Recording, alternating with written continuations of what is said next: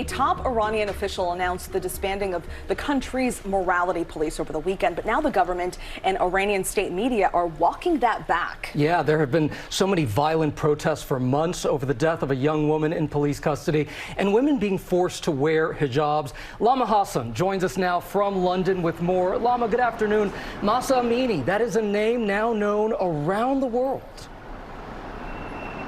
Yeah, it really is. And let me tell you, there was no fanfare, Gio, no major press conference. It was Iran's Attorney General who made an off-the-cuff remark saying that the so-called morality police was abolished by the same authorities who installed it. He made those comments on Saturday, and so people interpreted that to mean that the morality police was shut down. Iran's local media said his comments were misinterpreted and that the regime was quick to walk it back and deny those claims. Now, the reason why this would be a major headline is because the morality police is the force that is tasked with enforcing the Islamic dress code, which includes the law that requires women to wear a hijab and cover their hair. In Iran, of course, it is mandatory for women to dress modestly and cover their hair. And of course, you just mentioned Mahsa Amini. She was the 22-year-old who was arrested by the morality police back in September for allegedly not wearing her headscarf properly, and she died while in custody. And I think the anger among Iranians that had been simmering for decades simply boiled over. It was the tipping point for women, and that's how the demonstrations started, which have now been going on for almost 3 months.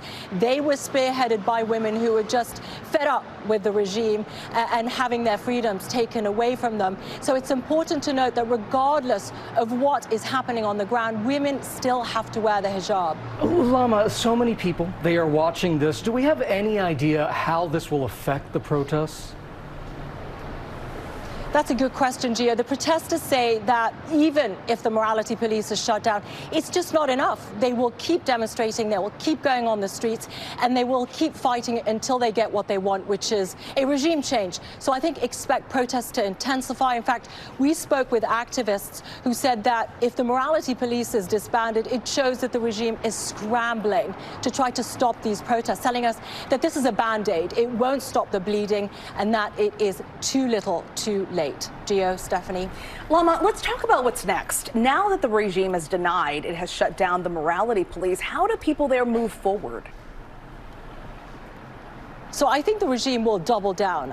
We've heard from one MP this morning who said that they will now make it even harder for women who choose not to wear the hijab. That probably refers to harsher punishments. And I also think that the protesters have reached a point of no return, right? So they are laser focused on what they want, and they will keep demonstrating despite the brutal crackdown by the regime until they get what they want. Gio and Stephanie. All right, Lama Hasan, thank you so much for bringing us your insight, as always, right here on GMA3. We'll see you soon, my friend. Well, hey there, GMA fans. Robin Roberts here. Thanks for checking out our YouTube channel. Lots of great stuff here. So go on, click the subscribe button right over here to get more of awesome videos and content from GMA every day, anytime. We thank you for watching, and we'll see you in the morning on GMA.